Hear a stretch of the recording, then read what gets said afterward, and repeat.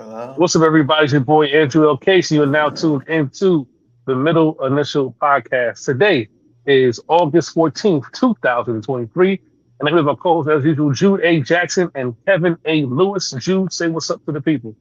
Hello, everyone. Hope things are going well today. I have a Yankees hat on today. It wasn't because of Kev and them. I was just like, you know what? Let me just change my hat style just for a little bit. So I have a Yankees hat on today. Had a pretty good weekend. I That brim went looks out big as Sunday. fuck. It was nice. That brim looks big as fuck, bro. I'm just gonna, Like, I'm yo, gonna, I'm gonna turn off my camera. did you buy it somewhere where they have like an option to make the brim just life size? Did you have that? Did you buy it somewhere to give it that option? The brim looks big as shit. I I don't know I don't know what to tell Kev. It's a hat. He's I'm wearing a hat. Hey, Jude, man, Jude gonna come. before the show, Jude said he wears hats to just solely for protection from the sun. Buddy, that one will protect you from anything. Anything. Are we Anything. really doing Nothing this? is getting through to you Did, with did that hat on. you didn't even say this before we got on air, and you hit me with this now? I was not expecting this. I thought I was just going to, get away with Well, sometimes you gotta wearing say the this. good shit for the show. Listen, the funny thing is, I wasn't even going to say that. I was going to say we bashed you so bad for your Mets hat, we decided to switch teams. Like, so, like, I mean, it's like he made progress, but like it doesn't change that the brim is on 4XL while the hat is not. Like I the can't brim oh is believe you're man, doing. egregiously big, bro. Jude, I'll give you this much. You went up, okay? It's you went for the classic Incremental Yankee hat. progress. I cannot bash it. The brim, that's Incremental that's progress. that's preference. You know what I mean? That's preference. People like big brim, small brim. Hey, that's preference. Well, I'm not bashing hat this week. I'm And I surprised was we can Kev. see anything else in Jude's room right now. How big the fucking brim is. But keep going. Are we doing this right now? How was your weekend, Case? Was your weekend good? I'm just gonna ignore Kev. Was your weekend good, Case? Listen, my weekend was it wasn't action packed. I'll tell you that much. Shoot, what did I do? Anything significantly important. I can say that much. They painted the house today. Thankfully, getting some stuff done around the place. That's about it. That was today. And yeah, I mean that's pretty much it. Nothing exciting on this end. How about you, Kev? What's going on with you? I had two fantasy drafts this weekend, so my brain is fried. Uh, I had a live draft Sunday at some place in fucking Hastings on Hudson, some random place over there. But yeah, so that was my weekend. Crunching numbers and being a degenerate. You got Zeke? I'm sure you got Zeke on your team No, ready to but go. I traded for Ramondre last week, so there's that. I think he'll be all right, Yes, but Zeke is done. Ramondre is his name, Yeah, not Ramador, not Ramadan. not Ramador, not Ramadan. Ramondre, Ramon. Uh, Ramador. Oh God, I can never live down my gap, but it's all right. No, Um, absolutely no. little slight reason to celebrate for us though. Couple of reasons to celebrate. First and foremost, I'd like to thank everybody for being fans of the Middle of the Podcast. Please subscribe to our YouTube. Make sure you subscribe to our YouTube. Hit subscribe, hit the like, comment right now if you're here, if you're watching us. Click like, click subscribe, and comment, please. And make sure you follow us on social media at MIPod69. And make sure you follow us on TikTok at middle_initial_pod on TikTok. We're doing great things on TikTok. Make sure you follow us there. And of course, a little reason to celebrate. We have 100 subscribers now. Appreciate you guys. Actually, we have 112 or 13. So we went from having 98, fighting for 100 to now 113. So we get to pop a little. We get to pop a little. Damn it! This is kind of tough. Well, if that would have sprayed on your face, that would have been my favorite moment in podcast That'd- history. Hey, yo, pause. yeah, that was kind of like, Hey, yo. Hey, grow up. No, no. Grow You up. just ragged on Jude's brim for like past 5 minutes. Hey, yo. Every So, everyone gets a turn. this size 10x brim. We But don't have to keep for real, doing this. Supersized brim, 100, larger than life. 100 subscribers, 100 subs, 100 plus subs. Always a great thing. We need about 300 or so more to become a YouTube partner. So reach 500, become a YouTube partner. So keep on clicking that subscribe button. Keep on supporting. And tell your Another friends, reason to tell celebrate. your friends, And tell your friends. Tell your friends. Mhm. Another reason to celebrate for some of you. I'm not gonna say everybody. Everybody is a fan of this move, but hey, Dalvin Cook's a Jet. Welcome to the New York Jets, Dalvin Cook. This sip is for you. Breaking news: Dalvin Cook signs a 1-year deal worth $8.6 million. I think it's an incentive-laced deal, about $7 million on the base. People are, the off-the-field stuff. People aren't fans of. May not like this move, but the people who just care about football and football only, and that's what we're talking about right now. Dalvin Cook is now with New York Jet. The plane is assigned. He did have shoulder surgery in February, so he's they say about a week out from being in a training camp in any capacity. But he's a Jet. I'll start with you, Jude. What are your thoughts? Dalvin Cook is a New York Jet. Well, I will say with the move itself, the off the field stuff, which is very important to think about, is concerning. The on the field aspect, I will say, in my opinion, seems a little bit redundant to get Dalvin Cook. I personally, and I've said this so many times in the Discord and whatnot, I would have preferred we allocated some of that money to, say, Odell Beckham Jr. or DeAndre Hopkins. That would have been slightly better. But I'm not going to complain about Dalvin Cook because it means that we can at least ease Brees Hall back a bit better. We don't have to worry so much about, say, Izzy and Michael Carter and Bam Knight having to carry the load. We already have a guy like Dalvin Cook to do that. The one thing I will say is I'm pretty sure the Patriots kind of helped by setting the market a little bit. I'm sure Dalvin Cook was asking for some crazy price. And once they saw Zeke get like, $6 million of incentives, I think that's because as soon as the Patriots signed Zeke, I think 2 hours later, the Jets signed Cook. So yeah. I think he was probably weighing out the market to see if anyone was going to offer like a crazy amount. And no one was going to do that. And the last thing I will say is I'm happy Dalvin Cook is with the Jets.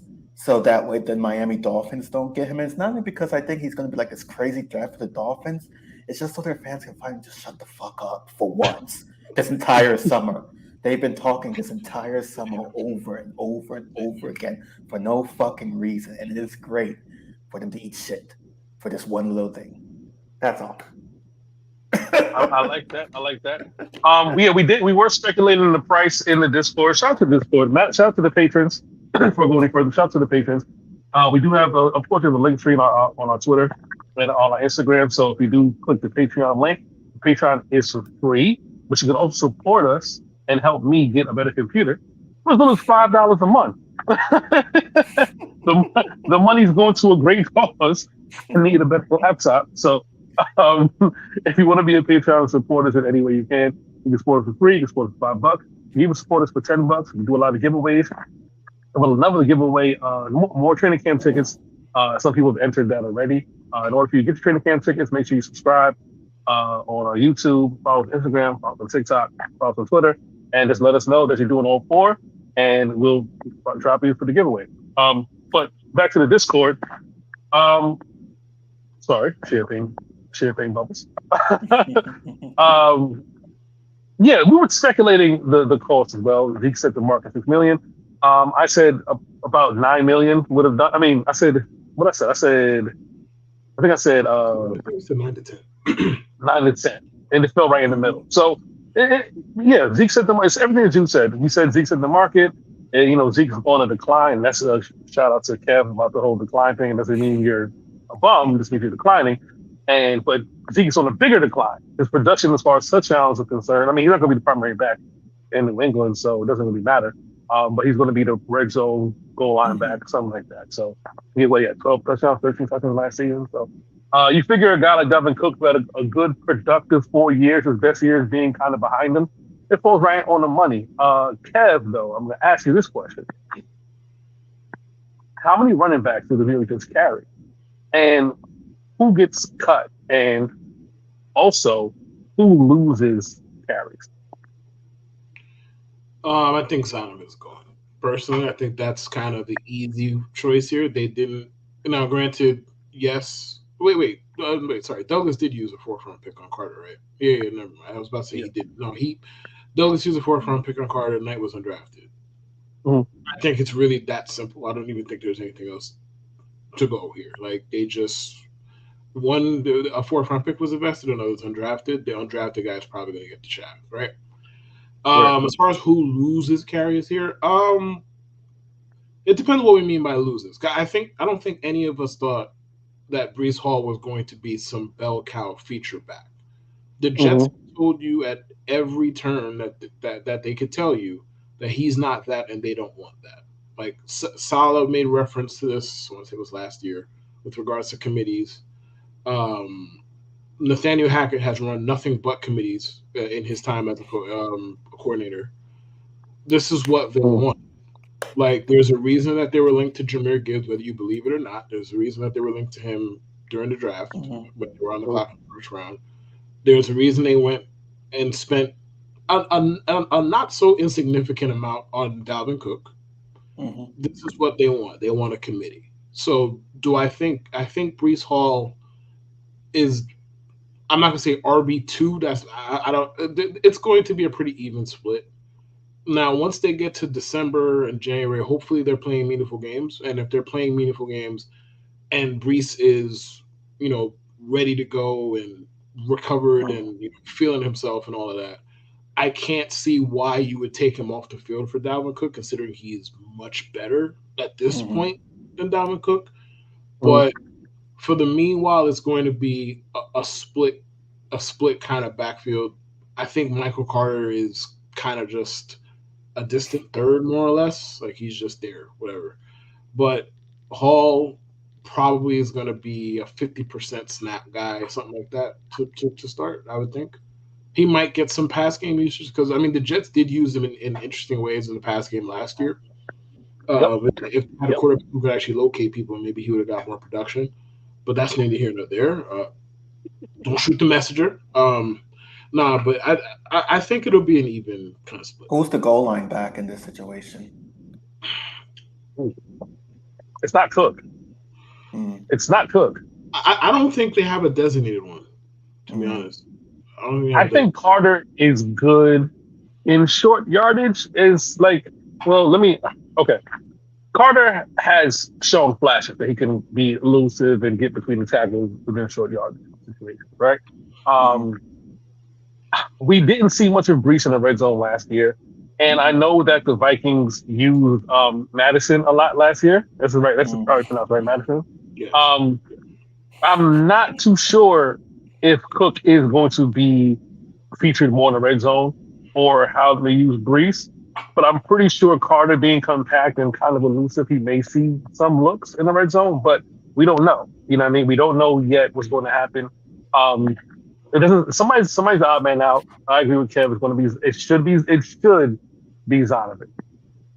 Not because of play style or ability, but just because he's like the odd man out. You know what I mean? Undrafted free agent. He might go back to the practice squad, whatever. See what happened with Strebler. You know what I mean? Strebler went on waivers. Somebody claimed him. They picked him up. You know what I mean? He's going to be an injury reserve type list and everything like that. So he's not going to practice squad. He'll be there in case something bad happens. As far as the season, I don't know. Like, Breece should be back. Probably week 2. You know what I mean? Maybe remember the conversation we had last year about easing somebody back in, when Zach is coming in, or the time we've had the conversation about when Sandoval was coming back. We seem like there's a comfortable pillow game to land on. If I was a betting man, I'd say he's coming back to play the Chiefs. If I'm a betting man, because the Chiefs' rush defense is terrible. If that's a game with it's week 4. Yeah. So if I was a betting man, missing training camp, missing preseason, I would say Breece is coming back week 4. That's the main reason why they signed Dalvin Cook, because they're not good. I mean, as good as Izzy was in the game against the Panthers, as improved as Michael Carter looked in the game against the Panthers, they weren't going against the Panthers starting defense. So again, it just depends how you look at it. I would say week 4, probably the softest landing spot for Breece to come back in, and we'll see what happens from there. That's just my 2 cents on that. Just not to rush him into it. No, definitely no reason to rush him in. But it's a solid signing. As far as the players are concerned, I think they would prefer, you know, to go on their own. They asked Michael Carter how he felt about it, and he was like, "Hey, we have team goals, we have individual goals. It sounds like they would prefer to go without Cook." He didn't tweet. He didn't tweet yet, so we'll see if any tweets get tweeted and deleted. Thoughts on this I connection? Thoughts on this connection? Oh, you're No you're thoughts? holding out. Oh, you're holding out. Oh, now you're holding out? No thoughts? Me? You've been beating us over the head with it in Discord for like 4 weeks. Me? No. Listen. Listen. I've said what I've said as far as in the Discord, as far as how I feel about the staff, how I feel about the front office, how I feel about the players. And what Carter said the other day is just what I've been asking. Is there a feeling around MetLife, around Florham, that when a guy comes in, guys get offended, or guys feel like, hey, we can do our job? I feel like Carter basically said, hey, no disrespect to Cook. He did say no disrespect, but I feel like, we the ones, we them guys, right? Like the Usos, we the ones. But to be fair, Michael Carter hasn't done anything worthwhile for it to be that way. Now, me personally, I would feel the same way. My problem is they're super vocal about it. So what's the miscommunication? We're bringing in Dalvin Cook. He's here at practice. It shouldn't be an issue, right? We know what's going on. But to be on the Twitters, on tweeting and stuff, or X, whatever you want to call it, I'm just I'm wondering, hey, is the conversation not sinking in, or are they listening to the conversation like, fuck that, I don't want to, I mean, that Quinnen Williams? Go ahead. I was going to say, did you know that Quinnen Williams said something today? He was like, yeah, more running backs in the room. Is there a splinter cell going on? Is there now like Quinn Williams on a running back? Quinn Williams on a running back. Like when a running back start, like I'm waiting when a running back say something and they're like, "Hey, welcome to the team." I mean, why, listen. If you're a running back and they brought in a running back, I'm waiting for the running back to say, "Hey, great guy, blah blah blah." They're not saying nothing. Saying nothing. Why would they? I mean, welcome to the team, new teammate. New teammate. 4th round pick. Why the fuck would he want Dalvin Cook there, bro? Why? New teammate. Why? So? What's your point? So? And also this communication business. Listen, you date women. Like you could communicate something to somebody, they still not happy with the shit. Stop it. Like stop. Listen. Stop that. There's a difference between dating women and being with one woman and then she accused you of entertaining other women. And that's the thing. With the jet position thing is you entertaining these other blank. That's what it is. When something happens, guys are tweeting and saying like, "Hey, this is business. You know that we have homes, right?" No, but what it really is like is somebody that you are not committed to talking about why you entertain these other. Sis, I'm not committed to you. So you're a 4th round pick. You got 1 year left on your deal. I didn't commit nothing. I committed nothing. So I just want to say, Brees did retweet Michael Carter, the quarterback, and Quinnen Williams expressing their pleasure about Dalvin Cook. But do you want to say whatever you want? At least he making 2nd round money. Oh. We can say whatever the hell he wants. At least he making 2nd round money. I don't expect the 4th round pick to be happy. He has less concerns, but I think he had said something. He does. I mean, like Kev just said, he's a 2nd round pick. No. Here, this is one of those things where it's not about the message; it's about the messenger. I'm allowed to say these things. You're not. That's kind of just what it is. I'm allowed to say these things. Yeah, Brees Hall has a lot less to worry about. You are I'm gonna find negative tweets, or I'm gonna find tweets with a negative angle, and I'm gonna beat that to death. I'm not finding negative tweets. I simply show you what other people have said, and like when Boy Green brought it up that it was asked to Saleh about the tweets. So when people are saying, "Oh, Drew, you're looking for," no, it's there. Other people are looking for it too, and they asked the head coach. So it's not like I'm making this up and no one's asking the coach, "Hey, how do you feel about the tweets?" Them asking the coach doesn't make it legitimate. Okay. They don't. Tomato, agree, disagree. I mean, Robert Saleh and Jets met.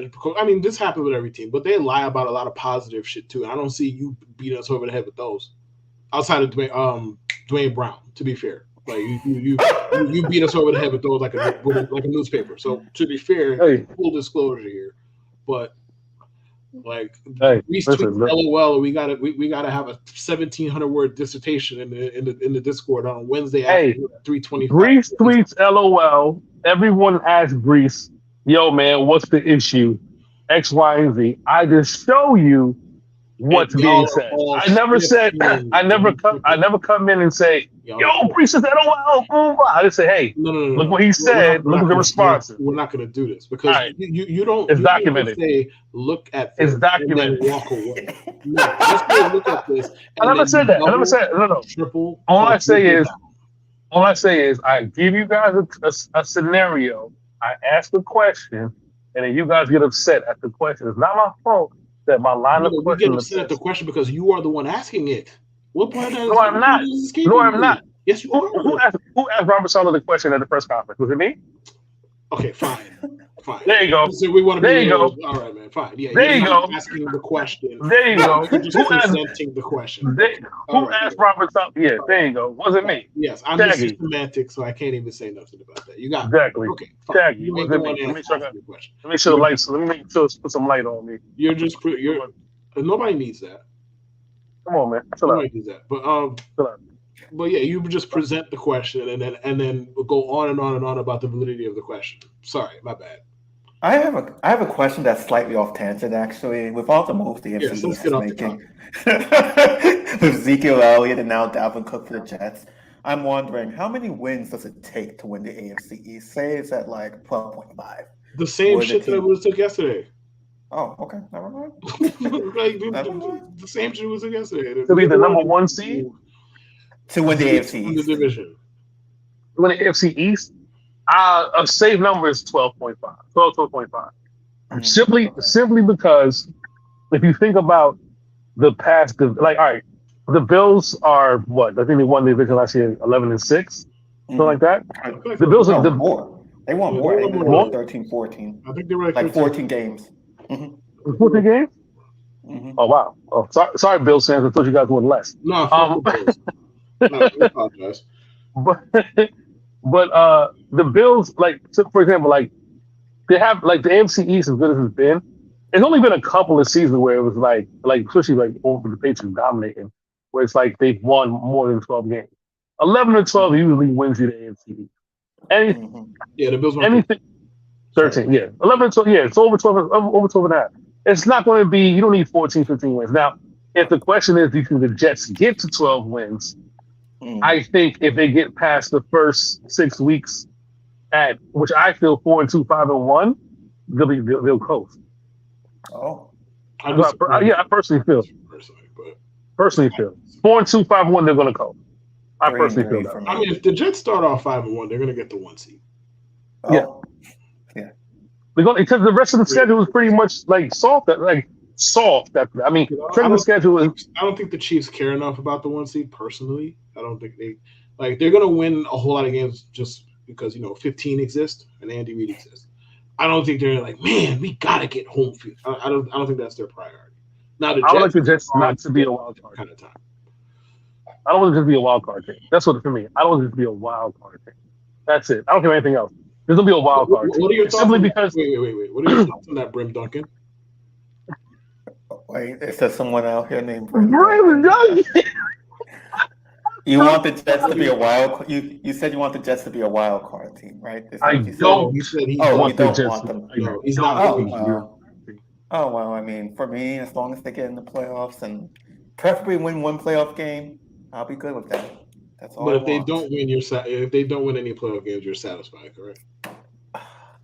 Allegedly. I would be. It would be a bit of a disappointment, but I wouldn't be melted. Oh, so now you say this. But in the Discord, you want to argue for 30 minutes. Now you say it would be a bit of a disappointment. Like, on a scale of 1 to 10. Why do you switch up on the podcast so much? on a scale of 1 to 10, I'd be like maybe something consistent. 3 disappointment. Unfortunately. I'd be like a little disappointment. I'd be like a little disappointment, but I won't be like, I'd be upset. I'd be like, oh, it happens. Sometimes you get in the playoffs and another team just plays better. It happens. But Jude. like I know your game. I'm familiar with it, and I can read. I know the English language. Why are you saying this? Like, if they go and they lose to, God forbid, it's like the Broncos or some shit. I don't even know why they'd be in the playoffs, but they go lose to the Broncos in round one. You're not going to sit here and look me in my face and tell me, "Yeah, oh, I'd be satisfied." Go Jets. Like, Losing to the Broncos would be that would not. Yeah, it's almost like you should wait for shit to happen before you know how you're going to react to it, which is kind of the point that I've been trying to deliver for like 5 years now. Like, wait, all of last year, last September, or last August, last July, all of it. All I want is meaningful football in December and January. Guess who played meaningful football in December and January? The New York Jets. Yes. And guess who was unhappy with it? But I can't see a world in which I'm unhappy with a season that ends in the playoff berth. I just cannot see it, but who knows? Again, Again, you said the same thing last year. The same thing. Why do you do this? Like the context matters. Because I'm here to hold up the mirror in front of y'all, bro. That's all I'm here for. I'm here for two things: the humor and to hold the mirror in front of y'all. That's it. That's all. Yeah, because Kevin's non-committal. He's not going to commit to anything. So it's just what we say. That's That's nonsense. That is nonsense. You want to say you want to say what stance have you committed to when it involves the Jets? You want me to commit to a stance with the Jets? Oh, Garrett Wilson gonna go for 1,500 yards. You want a stance? Right, safe bet. That's not a safe bet. Safe bet. That's not safe bet. 1,500 yards is not a safe bet. We're not going to do that. I mean, it's not a safe bet on Vegas lines, but for you, Kev, you're not going out on a limb for this team. Oh, I don't go out on limbs. Generally, I'm just not I don't have strong takes that way. Like I'm not right. So it's easy to hold the mirror to me and Jude because me and Jude gonna say some outlandish shit. You're gonna take the safe way. No, it's not that outlandish shit. If it was predictions, I wouldn't care. Like I'm gonna ride the shoulder. I'll hold the feet to the fire for predictions. We all make predictions. We all fucking wrong sometimes. It's when Jude says shit like, I'll be happy with meaningful December football. We have it on record. And I'm like, bro, you're telling me this, and we're gonna get to December and watch you switch up. No, I will never switch up. And then we get to December, he switches up, and then I'm the fucking crazy one pointing it out. Like, no, that's what I want to point at. That's what I want to point at. Just the inconsistencies in the logic is what I'm here to point at. If they win the playoff game, whatever happens. It gets tough. Sometimes you have a bad day. And the fucked up part is like I'm not even necessarily that far from you with regards to this particular topic. I don't have the expectations that other people do. I just want to have fun for a season. I've had fun watching the Jets in 13 fucking years. I just want to have fun for an entire season watching a quarterback that can actually. You had fun in 2015. Oh, the fuck! You had a little bit. A little bit, like 8 minutes worth. A little bit, like 8 minutes worth. Yeah, it was fun watching Brandon Marshall and Eric Decker, and then having to deal with the Fitz hive before, during, and after every single fucking game. I swear, I still have that video. I still have a video of us in Gin Mill with you being pissed. I gotta find that video. Bro, the week 17 game, like I have never been so indifferent about a loss that knocked my team out of playoff contention. Like never in my life. I was like, this is what y'all asked for. This is what y'all wanted. This is what y'all deserve. I don't deserve this. Y'all deserve this. Y'all hero picks. Y'all deserve this. I was hot. I was so mad. I was so like. We had a conversation right today in the Discord about Jets fan here, blah blah blah. Listen, I've been a Jets fan for a long time, long time. And when I say a long time, I mean I'm not like the elder statesman, but I've been like amongst our peers. I'm the elder statesman. I've been a Jets fan for a long time, and I've seen the Jets be dog shit and still come back the next season. I came back fully kitted for that Keyshawn Johnson draft year. That's why when I was working at the airport, I had to stop and say, hey, listen, you give me a month of autograph. You don't know how bad I defended you when you were here.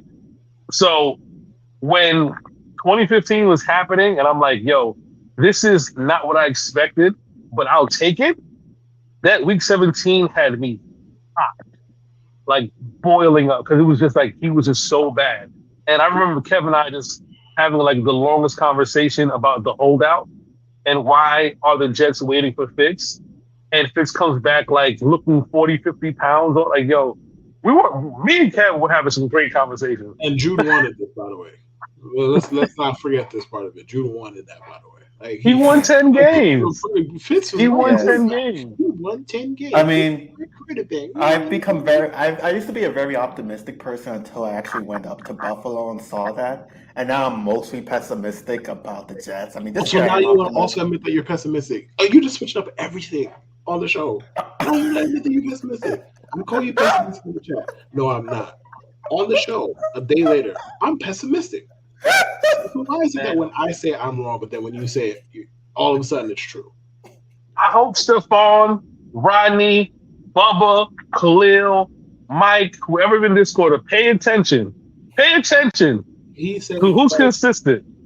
there are two pessimists on this show, and neither one of them is wearing a Columbus Clippers hat right now.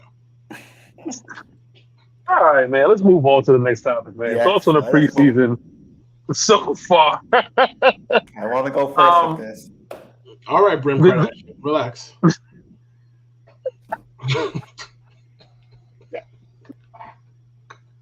I have some in the stash, but I'm waiting. The Jets are 1-1 in preseason so far. I mean, last week versus Cleveland, I didn't invest that much into the Jets preseason. But I'll say this much, and I said this in the Discord. And like, once again, shout out to the Discord, shout out to the Patreon. You guys are, again, I've always said this about people in spaces, but we have these battles back and forth and stuff like that. It's all love. You guys give me confidence and content and callback moments. And this is a callback moment based off of Hard Knocks. And just for the simple fact that we've often said that preseason doesn't mean much, but to watch Aaron Rodgers, Robert Saleh, and the rest of the team, Sauce Gardner, shout out to Sauce, I hope Sauce is a Jet for life. And I know it's rare, but he's going to be such a great leader for this team. Shout out to fucking Sauce Gardner. That Hard Knocks, watching him on Hard Knocks, I know it's Aaron Rodgers' love fest, but watching him on Hard Knocks was just like, yo, Sauce is going to be a leader. He's embracing this role. But I say all that to say, the preseason stuff means a lot to the players. People who are going to make the 3-man roster, X, Y, and Z. It made me invest into the Carolina game, and I watched the Carolina game, and I was hyped. Like, I've never been hyped for a preseason. I was hyped. The defense looked amazing. I know Brim Duncan wanted to go. Go ahead, Brim. Wow. So, yeah, I'm just going to ignore that. But with the preseason overall, yeah, the defense has looked very, very good. It's been phenomenal. The pass rush, I never thought. I hear myself. So with the pass rush and everything, I never thought years later, years later, after we say we need a pass rush so badly, that now we have almost too many pass rushes to the point that, to pretty much the point that you're wondering, should we trade some of these pass rushes away because we literally have so fucking many?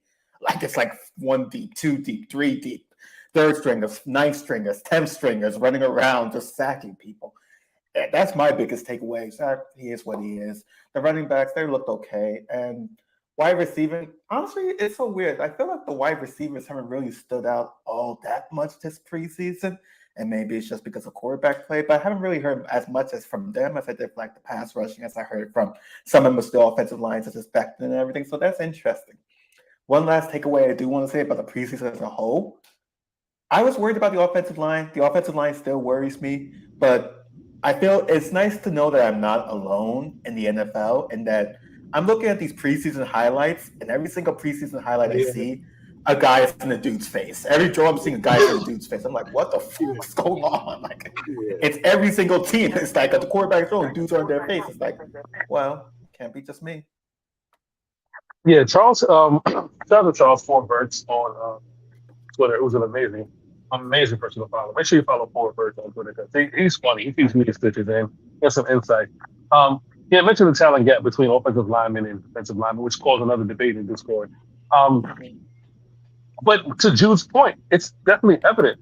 Offensive line is a luxury item, and if you can get it, like you get it, but there's so many other needs that you have to fill where offensive line kind of sometimes falls to the wayside.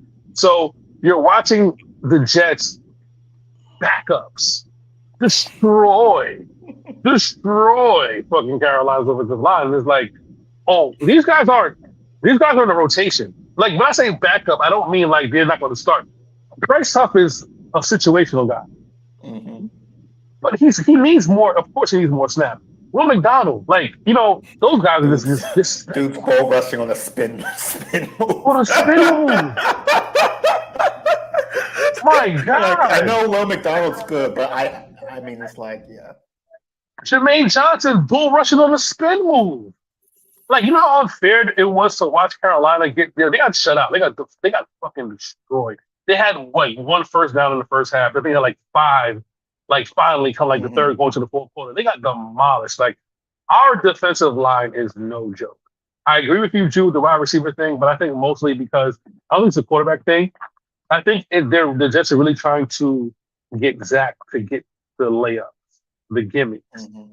Like that's what he needs to work on. We know you can throw it deep. You need to get the gimmicks. You know what I mean? So I think more emphasis on tight ends and running back gimme throws. That's why you're not really seeing a lot from Brownlee. You're not seeing a lot from what was it, Gibson, who's not really in the rotation. He's gonna be a special team guy. And then there's the other guy, who had the 57-yard catch week one, the former Packer. What's his name? Malik Wills. Not Malik. Malik Wills. No. Malik. No, it's Malik Taylor. Malik Taylor. Malik Wills. Yeah, I said like I did. Malik Taylor. But that's why you're not seeing a lot of wide receiver action because we need the development of Zach to make the gimme throws is what's most important right now for his development. So that's why you're not really seeing like the kind of passing you see from Aaron Rodgers. But I mean, I'm impressed. The elephant in the room, of course, is the offensive line. We'll get to that a little bit later. But Kev, what are your thoughts so far on the preseason? I mean, Brim Tebow kind of covered all of it.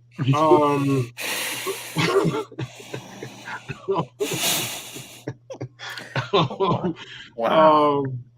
The pass rush is insane, and like I care more about offense because I mean the league kind of dictates that you do, given how the rules are structured.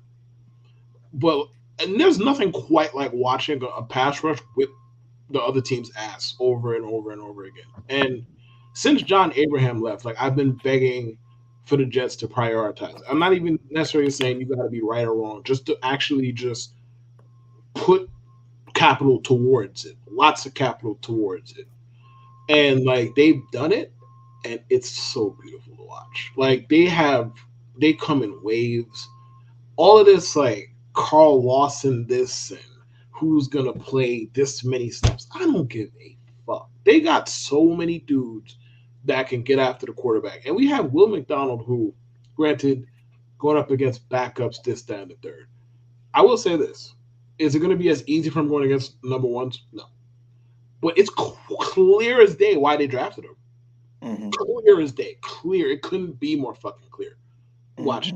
And that spin that Jermaine put on the tackle, like, and then the spin to the bull rush, like, whew, that's a thing, buddy. Buddy, it's gonna be dark for some of these opponents. It's gonna be really dark. Them quarterbacks are not gonna be looking forward to coming and facing these dudes. So there's that. I thought the offensive line was probably better than advertised, although I'm not sure how we're supposed to take that when they played against the Panthers. I thought the offensive line was a little bit better than advertised there. You're not really going to tell much about the offense until the bullets actually start flying in real games.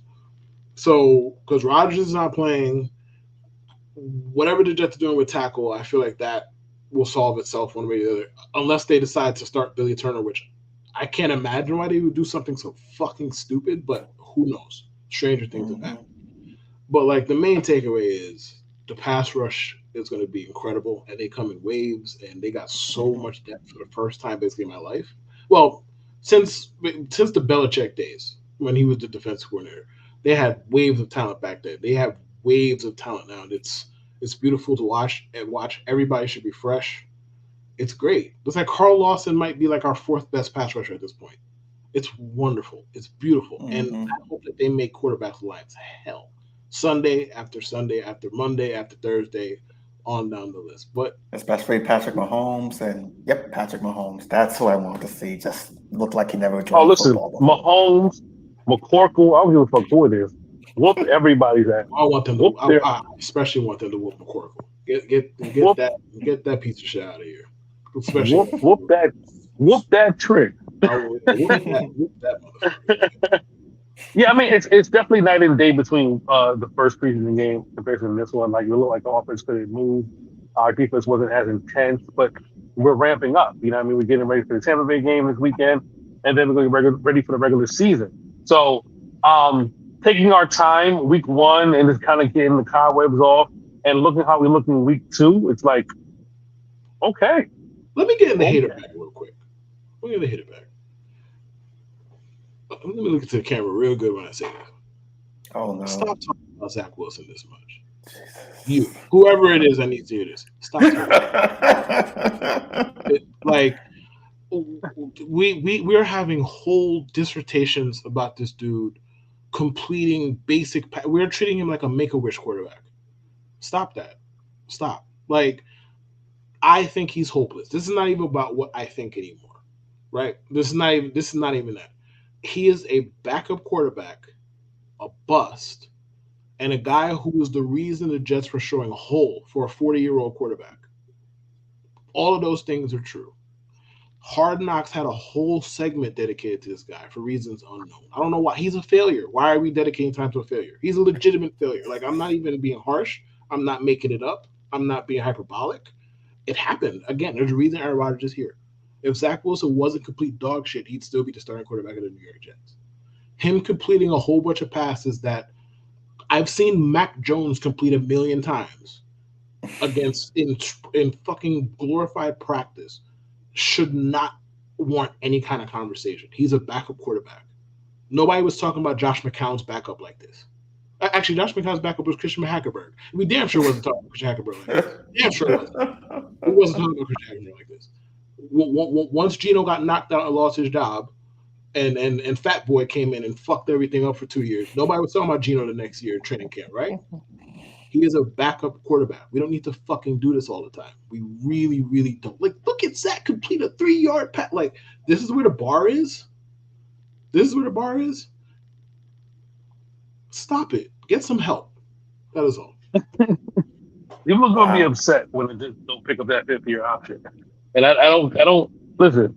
I think the only way Zach comes back to the Jets, the only way, Aaron Rodgers gets hurt, God forbid, and Zach Wilson leads to the playoffs, leads to the divisional or the AFC Championship. It's the only way. The only way. And that's not going to happen because the Jets will run 300 times before they let Zach Wilson overthrow a game. Not going to happen. So let's leave that. But I'm not here to bash Zach. I will say the last thing I'll say is just Aaron Rodgers didn't take a pay cut so that Zach Wilson could get more money. That's all it is. He didn't take a pay cut for Zach Wilson to get more money. That'd be the nicest motherfucker in the world if he did. That'd be the nicest motherfucker. And I would send him a bottle of Ace of Spade, whatever, the best champagne, the best tequila, every night in the club if I was Zach Wilson and just decided to pay him some money. Because Aaron Rodgers decided to do that, do that thing for him. That's not the reason why he did it. It's the reason why he did it is so we can get guys like Dalvin Cook. You know what I mean? But moving forward, it's not always a love fest. It's not always roses and Sure not when Case and Judah are around. Wow. outside of myself and Brim Thomas, not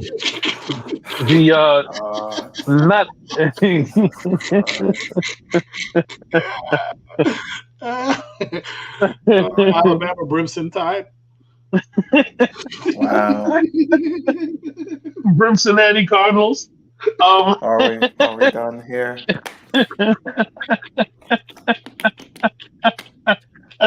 Are we done?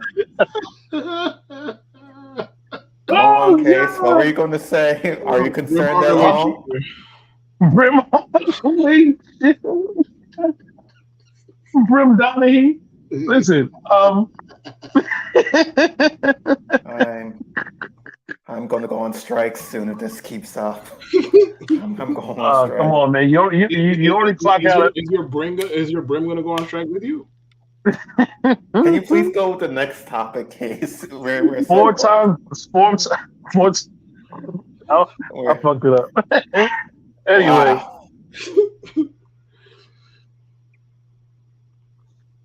Wow. yeah, we are concerned. There are concerns for some of us, and I mean the biggest. Come on, health in the room, offensive line. Let's not. I'm not sugarcoating this bullshit. The biggest concern is offensive line.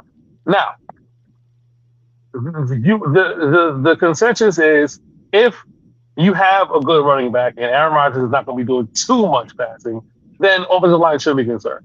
We've seen worse. We've seen the Bengals. We've seen the Chiefs. They've managed. The Chiefs made it to a couple of Super Bowl, made it to a couple of NFC championships.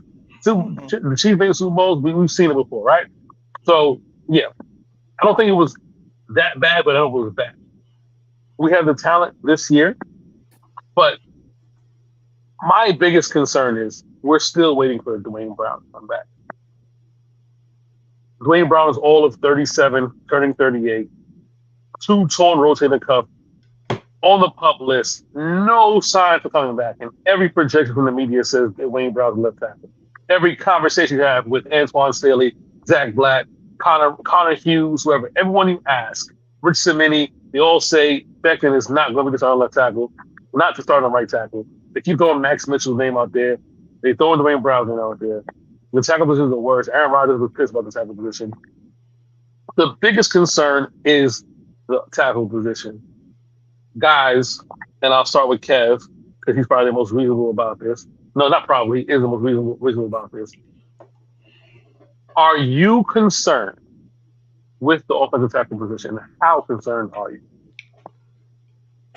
I think you'd have to do a lot of lying to yourself to say you're not concerned at all.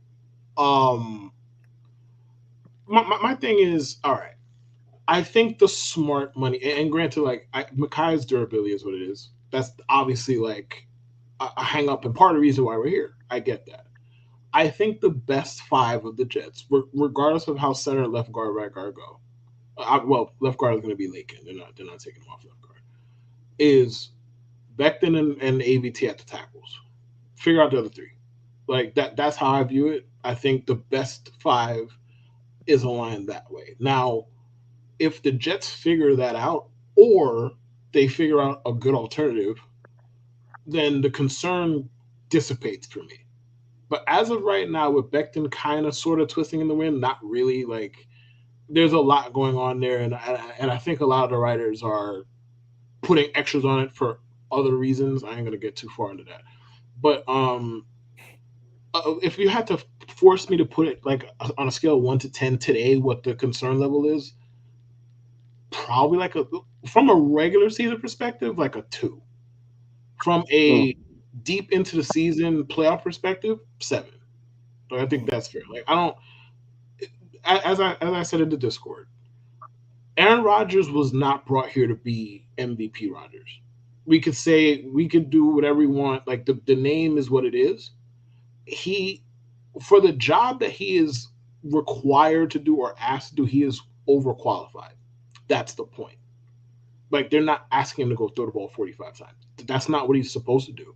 If he's throwing the ball 45 times a game, something went very wrong with the defense. Like guys got hurt, something went very wrong.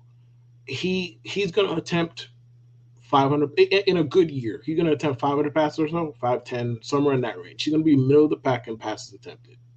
That's what it's going to be. Like I'm not going to call him a game manager because I know what comes with that. And that's not the only thing he does. I think I reserve that for the people who can't do shit but manage the game. But that's a big part of the job description. And I think that's the biggest part of the reason he came here. Like, he doesn't have to be the fucking main character. Like, the defense is going to choke the life out of people. A lot of these opponents. Like, not obviously the Chiefs and the Eagles. Like, yes, he's going to have to do more against them. But the other opponents, like, all right, yo, you could have an off game.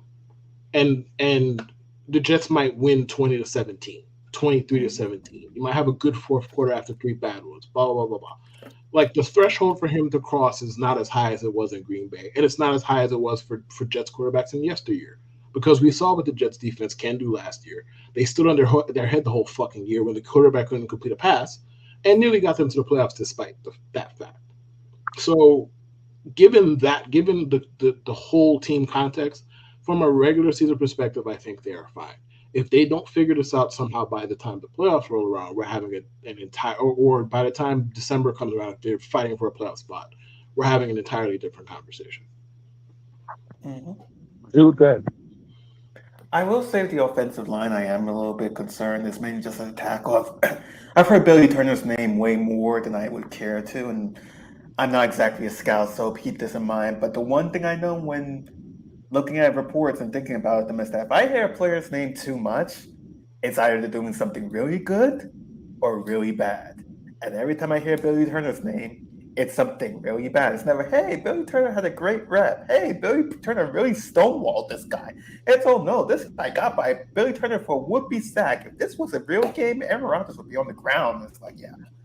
If I hear his name too much, the coaching staff hears his name too much, I would like to think someone on that team, including Rodgers, would be like, this guy can't start. Hopefully someone, anyone, I don't care who. But that's about my complaints with the offensive line. Everything else, it is what it is. I accept the fact that it's not going to be a stone wall. I just ask that you give him 2 seconds. You give him 2 seconds.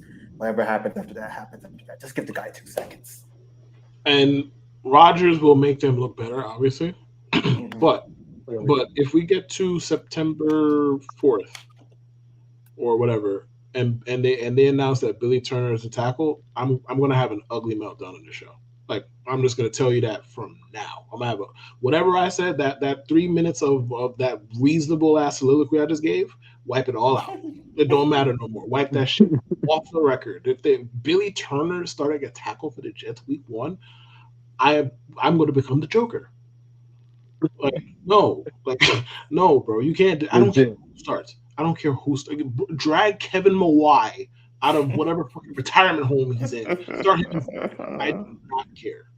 Oh man, I'm sure he ain't got shit to do. Like the bricks are you busy? I'll take Turner. I'll take any of them. I'm going to take it to a different level. I'm going to be completely transparent. And the reason I'm being transparent because I think it's fair to the fans, our fans of the show, fair to the Discord people and stuff like that, and fair to our viewers, right? Beckham is a guy I didn't want on the team the year we drafted Beckham, right? Kev and I, we going back and forth, Judy, Ruggs, we wanted Lamb receiver. Right. Now, of course, some people were there, they sneak in Tristan Wirfs, whatever, bro, go to your fucking book. Mm-hmm.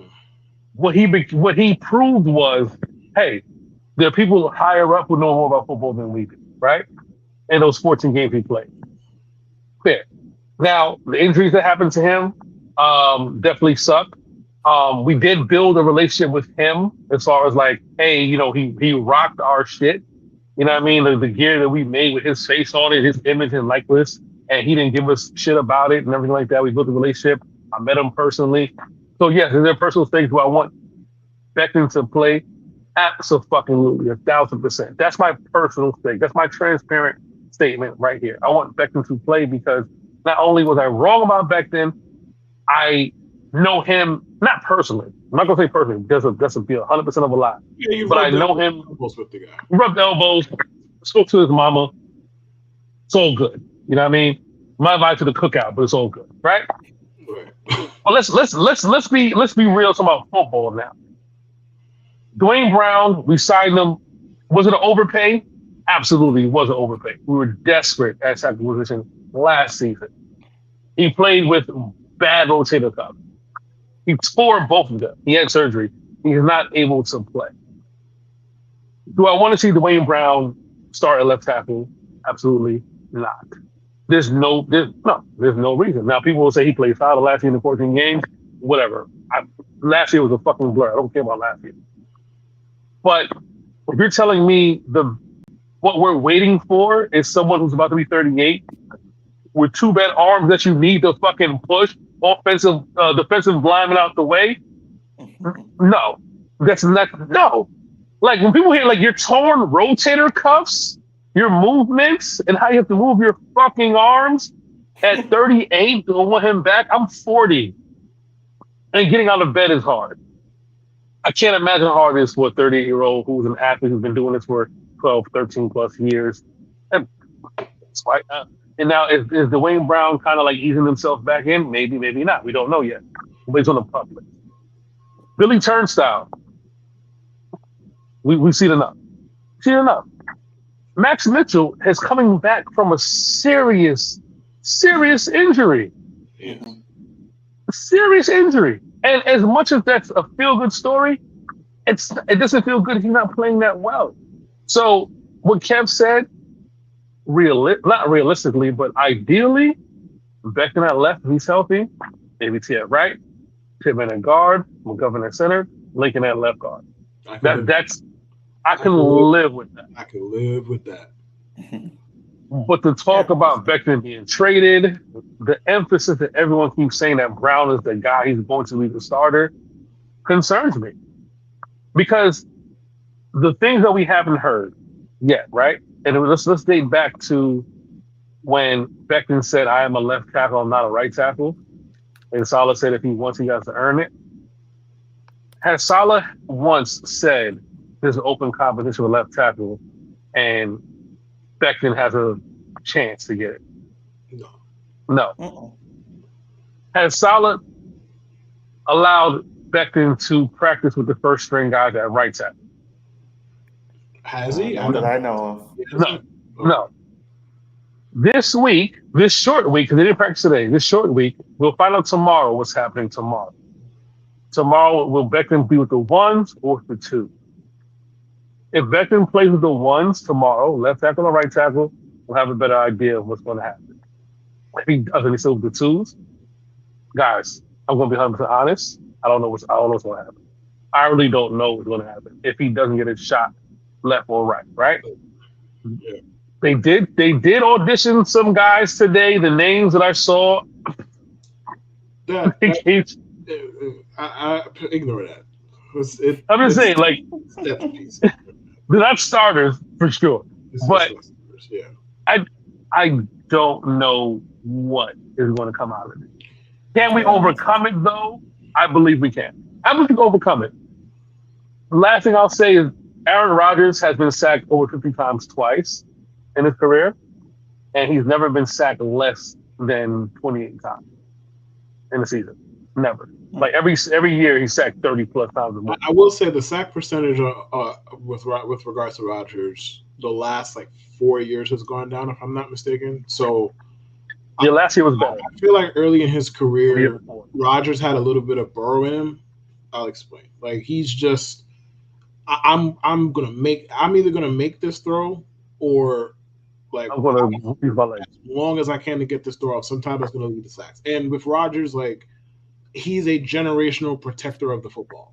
Like he's not gonna put the ball in harm's way. He'd rather take a sack than throw some bullshit in double coverage. That's just how he is. Shut up, Jude. Can I clap? Can I be like? As soon as I say protect the football, here you come. Like, shut up. Stop. Like, stop. No. But I got so sidetracked by that bullshit. Oh yeah. But like, if the Jets run out Billy Turner, I might make this podcast 3 pessimist. Not gonna lie, because there's nothing about Billy Turner's entire career that says, yo, that's a good idea. Nothing. What he did in Green Bay, what he's doing here, there's nothing that says, yo, it's a good idea to start him. It's not like he's one of, like, at least Dwayne Brown used to be good. He's old as hell now, but you figure, okay, we can get by with him for a year, maybe 2. I can squint hard enough and understand that logic. You run out Billy Turner week 1, you're trying to kill your quarterback for what? And on top of that, week 1 is the Bills, bro. He gonna be seeing Von Miller.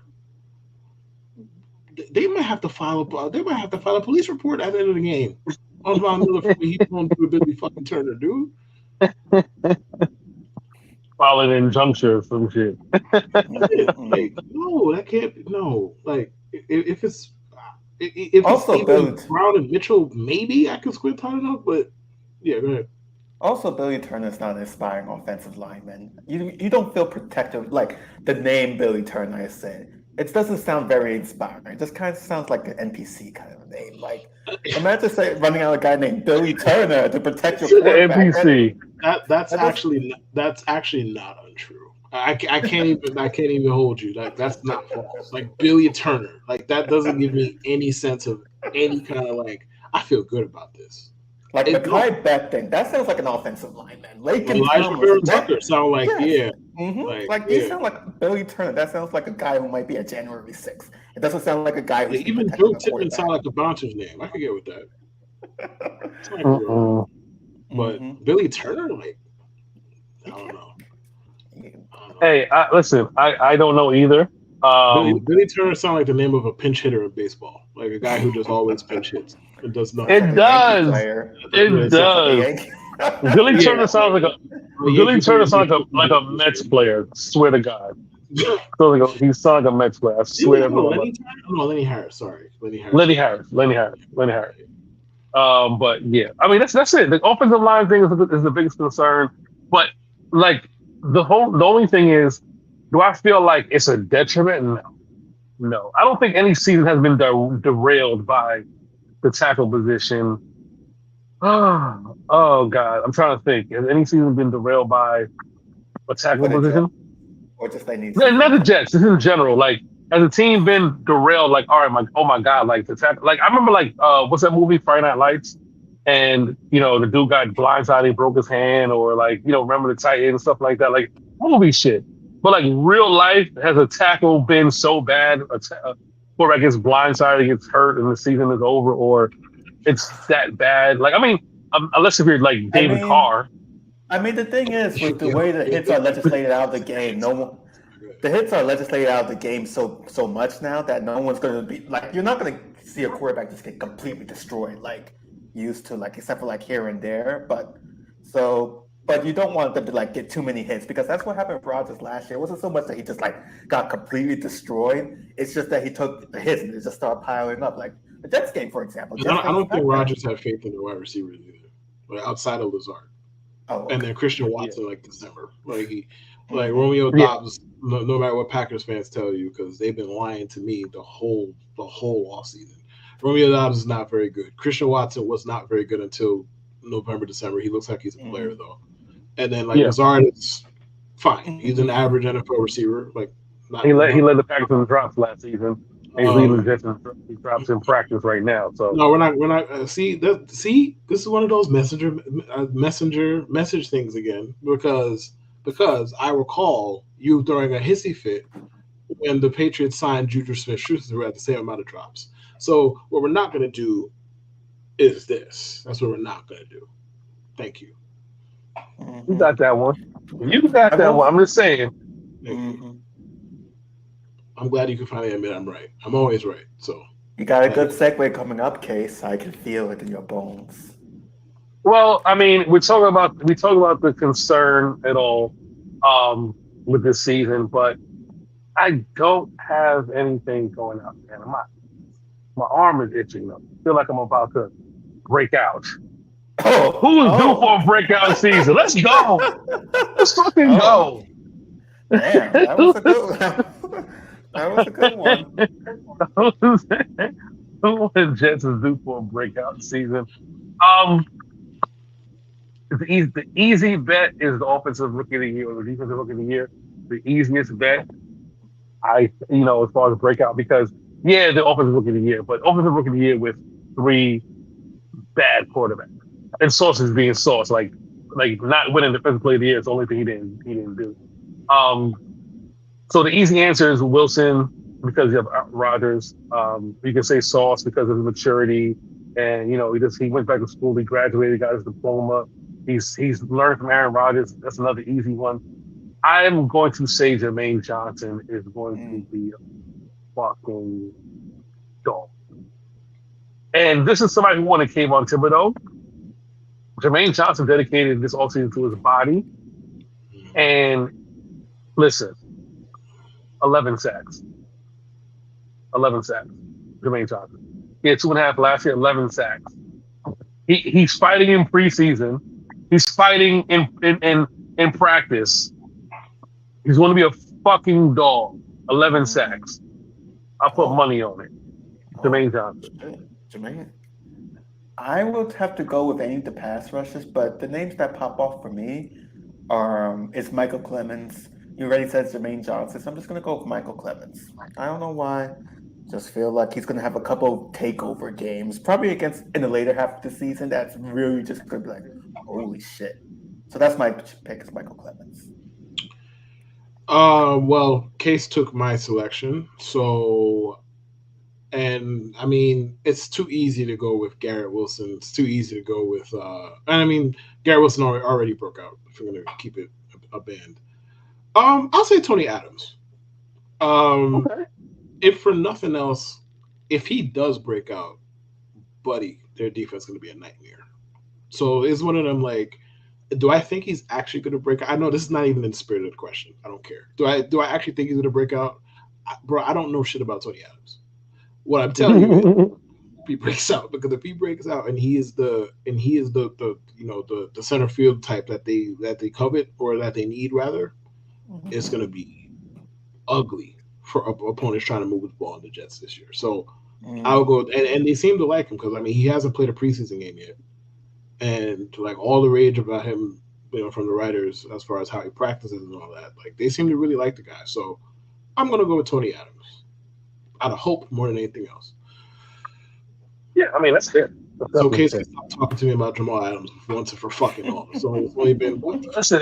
If a new Adams emerges, then fuck it. I'm a Tony Adams fan. I don't care what Kevin has to say. All right, yeah. I stopped talking about Jamal Adams a long time ago. Oh, that's a lie, Andrew. Don't do that. Oh, that is listen, we've been recording right now for about 1 hour and 6 minutes. Dude, I don't know if we have enough time to be honest right here, but I'll be honest again. 100% transparency. Fan of Jamal Adams. Didn't care about the trade. Didn't put too much investment in the trade. The only thing I said was we were going to have a gap in safety, which we have for him and May. That's it. Now, was I a fan of? I love Jamal Adams. Don't get me wrong, I love defense. I love defensive guys. I love Jamal Adams. I thought he was dynamic until he was great. We traded him and got a haul. I didn't lose any sleep over that, So that's it is. But Kevin keeps reminding me that I was banging the table for a box safety. I come in peace. Seems like a bit of revising history going on here, but I come in peace. And I love what were you revising? What were you revising? I didn't say it was a dumb trade. I didn't say you did, but you weren't happy about it. What's not to be happy about? We got a first round pick for him. We it's on the pod. It's documented. What you mean? It's documented, bro. It's documented on the pod that I said. I DM'd him and said, "Hey man, appreciate everything you did." Blah blah blah. Peace. Have a great career. Wait, you DM'd Adams? Let's talk about the. We discussed this already. And listen, I'm playing first. Fuck the organization. I'm playing first. Shout out to Woody though. It's about DM athletes. I DM a lot of athletes. Biggest part of my job. Nope. I'm the biggest fan. I'm nobody's fan. My biggest fan. Keyshawn got the autograph. Mark Richter got the autograph, and I somehow got Tom Tebow autograph. But if it was Dwight Gooden and Dallas Strawberry, I thought his name was Mike Richter. Mike Richter. Sorry. Mike Richter, sir. I've been big fan, but don't know his name. By myself. Oh, now we're gonna blame it on alcohol. Okay, Jamie. Jamie. Okay. Listen, if I end up at the Sugar Club tonight, you know what I'm living like. Oh my goodness. James Harden's a funny guy, man. James Harden's on the list of people say I look like. Even though I met Kev, and Kev looks more like James Harden than I do. But James Harden is a funny guy. James Harden, in China today, to a bunch of kids, put Daryl Morey on blast. And that's why I put sorta, because, like, who the fuck were you talking to?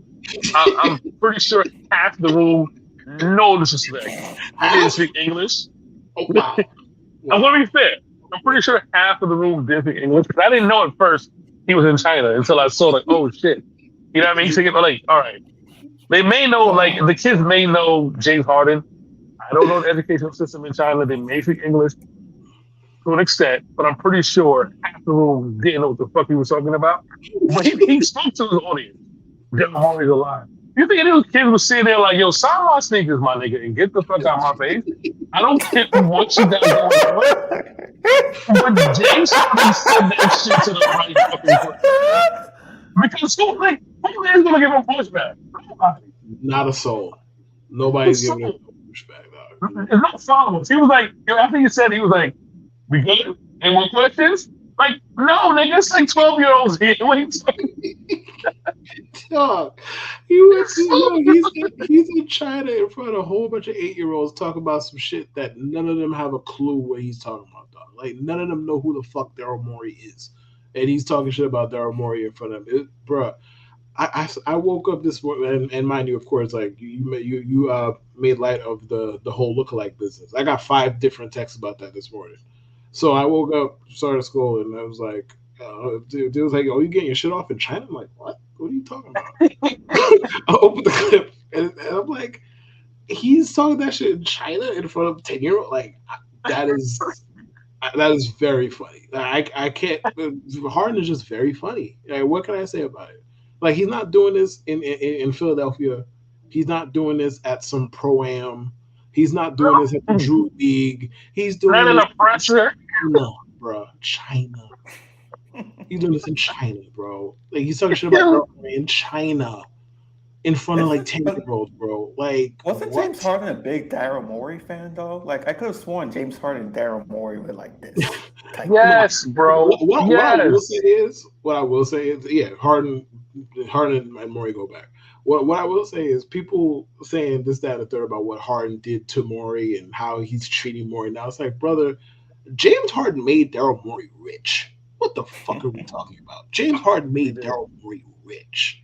Once Daryl Morey uncovered, because I'll tell Drew the story, I don't think you followed back then. Mm-hmm. So James Harden was a 6th man for the Thunder, like back in the Kevin Durant versus Westbrook days.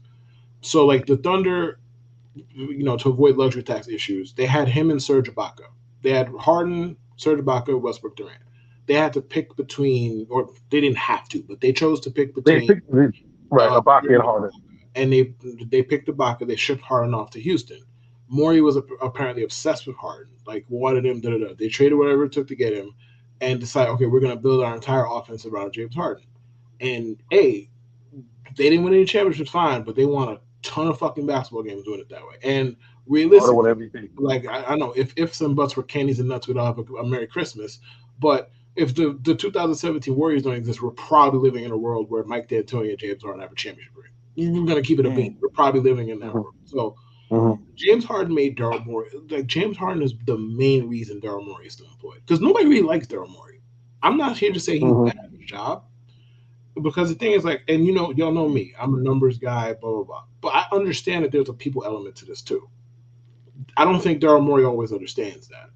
Like, he kind of just treats the players strictly as player cards, like numbers, and it's not that way. Yes, I realize facts and figures are a big part of it. Not here to go full on boomer. Like, I'm not here to do that either.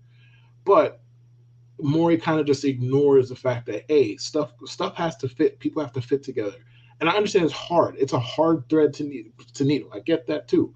But look at what he's doing now. It's like, bro, just take the fucking L. And listen, to be fair to Morey, people were saying the same thing to him about Ben Simmons.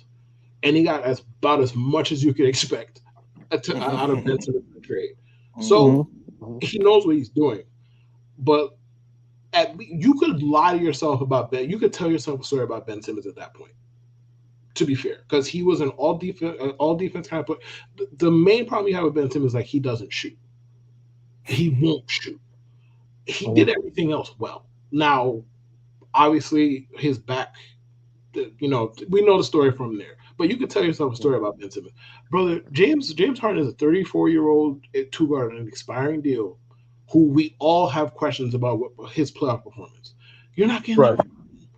And he's on an expiring. Like Ben Simmons had 3 years on his deal, which at that point he looked like he could still be a useful player.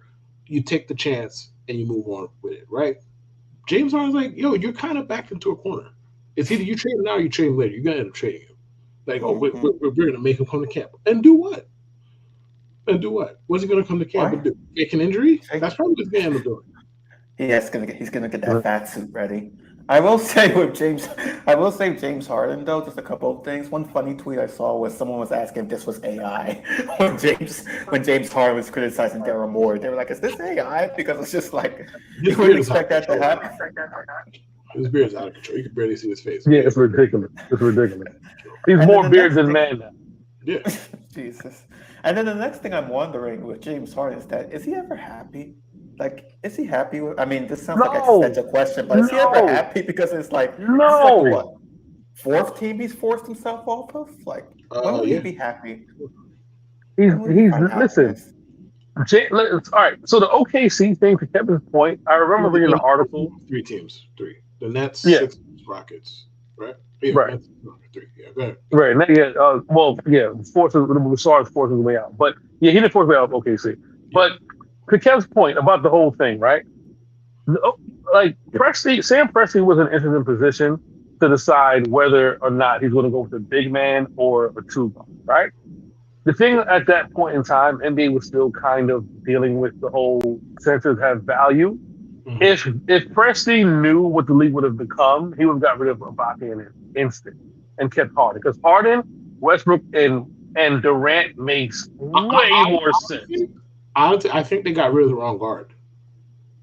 Well, we're not. I'm not doing that. I'm not doing that. No, I'm not doing that. It's not slander. I'm not. I'm not slander. No, I agree with you, but it's a whole different conversation. Keep going. I get you though. Yeah. But at that point in time, though, just saying where the league was, they valued center more. Just like when Greg Oden got drafted by Portland, and it's clearly it should have. Were becoming a thing, like big men who could shoot becoming a thing. Right. Like if people knew what the league became, Portland would have definitely had Kevin fucking Durant instead of Greg Oden, right? If that draft had happened any of like the last 5-10 years, yeah, Kevin Durant would be easily. He would have been a Blazer, right? So I remember the article and Durant, Harden detailed what happened. He got the phone call in the middle of the night. Hey, we're gonna let you go to Houston. Blah, blah. If he wasn't made available, then like Kev said, Morey is not who he is. The problem I'm having is that Harden feels like Morey made him a promise that he couldn't keep, right? Mm. I think a part of the issue is also the CBA. He took a pay cut. Harden took a pay cut, right? He did. Took a pay cut. But you also left Brooklyn to go get back with your man. Totally different thing. The pay cut for Houston was one thing, but you left Brooklyn to go with your man. Now, the problem is not that Morey couldn't do nothing for you, but the CBA kind of handcuffs him. He can't give him a supermax. He can't give him Jaylen Brown money. The most the problem. Huh? He doesn't want to. I mean, I wouldn't neither. Right. I wouldn't either. He doesn't want to. And Harden is mad about that, which is like right. Okay. And if Harden gets traded, he's not getting remember Harden opted into his 35 whatever $1 million. Yeah. And so even if he gets traded, like the money gets fucked up because of the CBA. So it's an interesting position to be in where Morey can't do nothing for you anyway. And if he does pay you a ridiculous amount of money, it's only because of his loyalty, whatever. So for you to pick the place you're in to say, well, I'm going to talk about Morey's a liar to an audience that doesn't care. Morey's response was like, yeah, so you're still going to be a Sixer. Like, you're going to be a Sixer, so suck it up, bro. Like, your last big bag is behind you. No disrespect. Get over it, James. Right. Go to Bridge and get the fuck over it, man. Your last big bag is behind you. Sorry, new CBA is not going to. I mean, the Sixers only team will pay you. They're not going to pay you. You know what I mean? What you think you should get for the rest of your career, even though, Harden had a couple of great player performances last year, but again, you weren't brought to Philly to not be an NBA Finals. Of course. Yeah. So it's one of those things. Hey man, being loyal to the soil has not worked for anybody. Can we talk about that real quick? Being loyal to the soil in the NBA has not done anything for anybody. Dwayne Wade was loyal to Miami, right? Loyal to Miami. Ends up in Chicago. Miami pays him in the back end, whatever, hey, come back, whatever. But didn't help him. Dirk Nowitzki took a lot of pay cuts. A lot of pay cuts. Now, Dirk Nowitzki's a better man than me. A lot of asking. Listen, Dirk now works for the front office. So, you know what I mean? Money, bread was broken in some way. But brother, why was not enough. Because his salary should be $40 million for a year. I'm not even making that shit up. They robbed Dirk. Robbed him. Tim Duncan took several pay cuts. All of the all of them. Manu, Tony, Tim, all of them took massive. All of them took lots of pay cuts. Yep. We can go back and say Scottie Pippen in The Last Dance, taking that contract that even the owner said, hey, I would have signed it if I were you. It does not pay. It does not pay to be loyal to an organization. Now, we frown upon guys who sit there and say, fuck you, pay me. When Latrell Sprewell said, let's specify, Latrell Sprewell said, hey, this ain't enough to feed my family. Now, we made fun of him then, but looking now in 2023, was he lying? No, he was lying. He was absolutely lying. No, he was lying. He was lying. No, he was lying. He was lying. I don't know, man. It was fire. It was $21 million. I think 3 years, 21. I'm not going to go any further with this question, but I'll ask you. Who is in his family that he can't feed for $21 million? Any further? I would just ask that, and I'm gonna leave it in the air. Who is in his family that he can't? How many family members does the Latrell Sprewell have that he can't feed on $20 million? I'm just saying, looking at every person who said, I'll take a pay cut or I'll do things for the good of the team, whatever. Oh, I agree. I agree with that. I agree with the premise. Just what Sprewell said was just incorrect. If he had said, "Hey, fuck you, pay me," yo, I'm with you. This pay is not commensurate with my level of play. I'm with you too. I can't feed my family. Yes, you can, Latrell. Yes, you can. We don't have to lie. It was crazy. Unless you got the world's biggest fucking family, you could. Well, biggest is probably the wrong word to use there, but you get the point. It was crazy. It was crazy that no one paid him though. He didn't go anywhere after that. It wasn't like, hey, the Minnesota didn't pay me, I'm gonna go someplace else. No one came up and lined up and checked him. No, I'm not paying him after that. No. Yeah. But listen, I'm a fan, pro player, get your bread. But hey, you were loyal to Morey, and Morey's not loyal to you, Harden. But you got $35.6 million. You opted into it. You'll be all right. You're all right. Listen. If I was James Harden, you know what? On the back end, open up a new Magic City in downtown Philadelphia. That's it. Give me a record label. We all know what James Harden is. Strippers and hip hop. That's it. You know what I mean? Speaking of hip hop. Yeah. Speaking of hip hop. It's that time. It is that time. It's the moment you've all been waiting for. Pull up a seat and get off your feet for Jude's Grooves. Cut these clips short because every time I drop that clip, I love that clip that I drop in Jude's Groove. They're saying that we can't get no money on YouTube, so I'm going to keep it at 2 seconds. You know what I mean? Maybe find somebody. If you guys have something lined up in Jude's Groove, we need something different because I don't want to. We're getting close where we need to be so we get monetized. All right, so we need something different. When we hit 500 subscribers, we're gonna need that money. So, without further ado, man, Jude's Groove. Wow. Here we go. So Kev sent this to me. Slob on my knob like corn on the cob. Check in with me and do your job. Lay on the bed and give me head. Don't have to ask. Don't have to beg.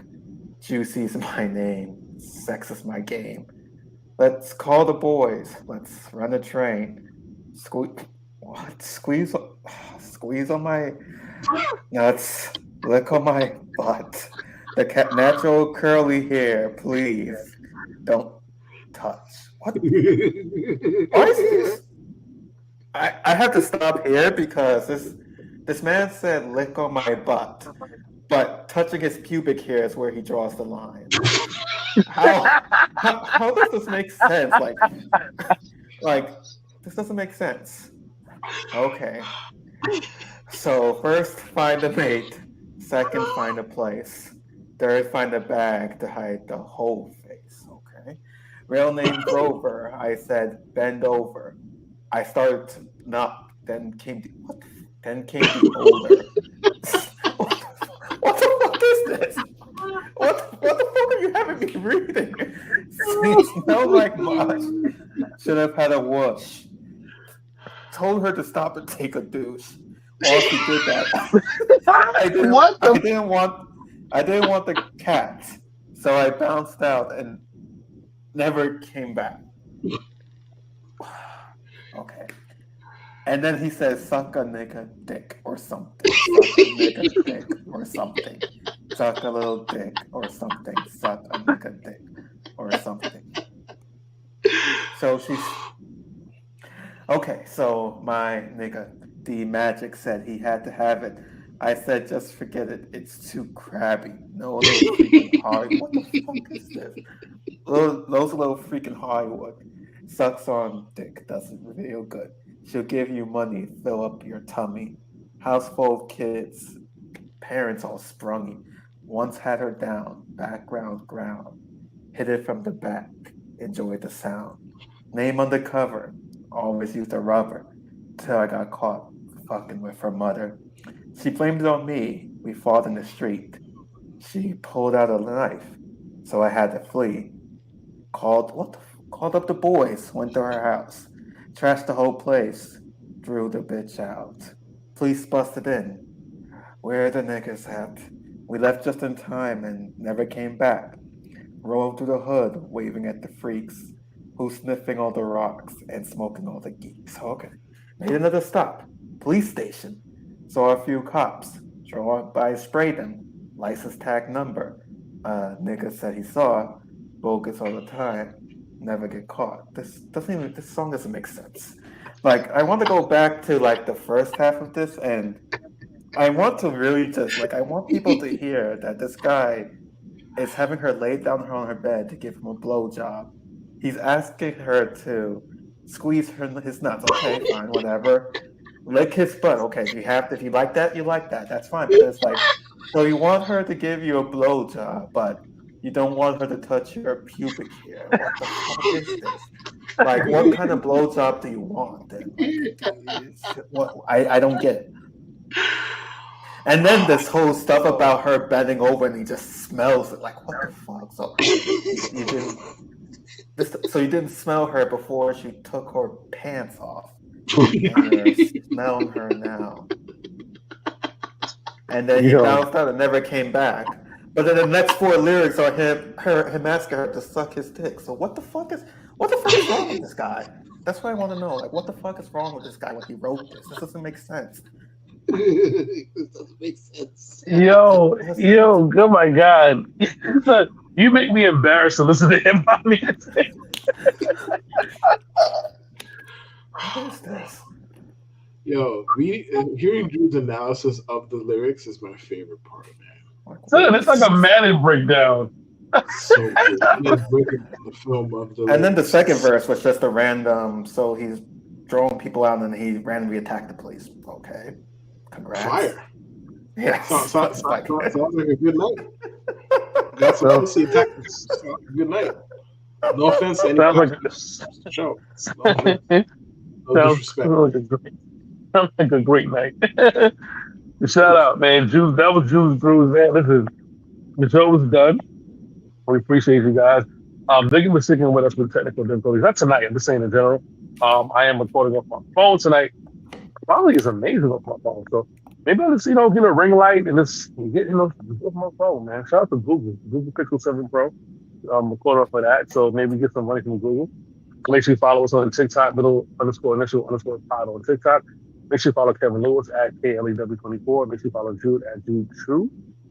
Make sure you follow the podcast at MIPod69. Don't follow me. I'm going to tell you exactly why. Real quick before we go.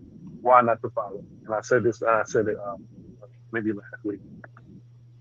That's real shit. If you're here right now, and we're an hour and 29 into the show. If you're here right now, I'm about to say the realest shit.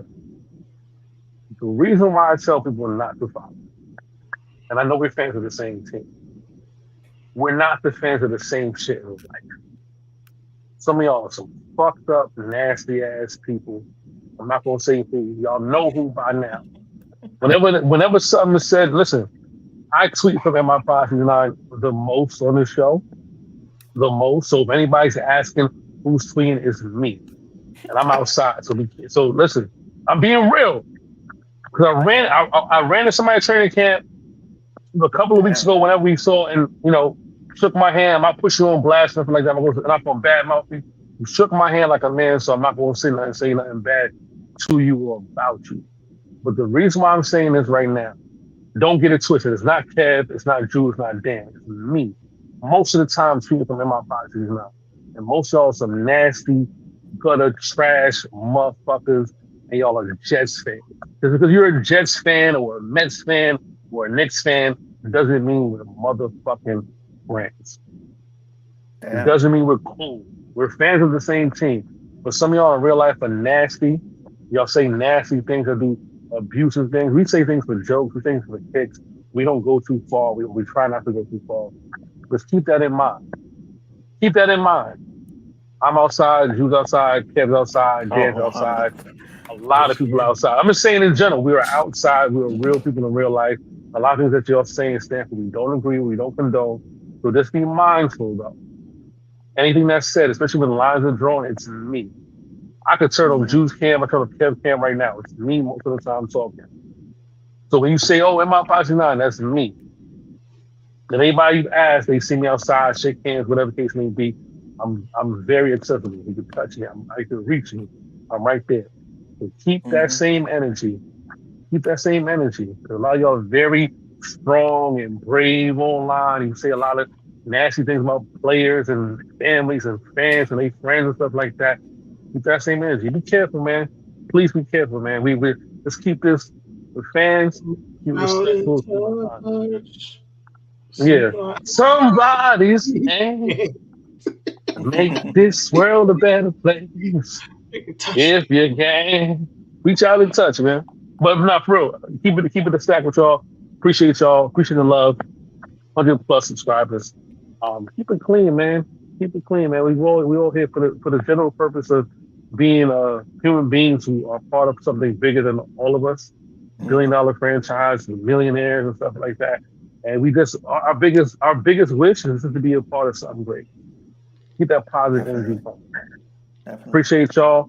Stay inspired by 69.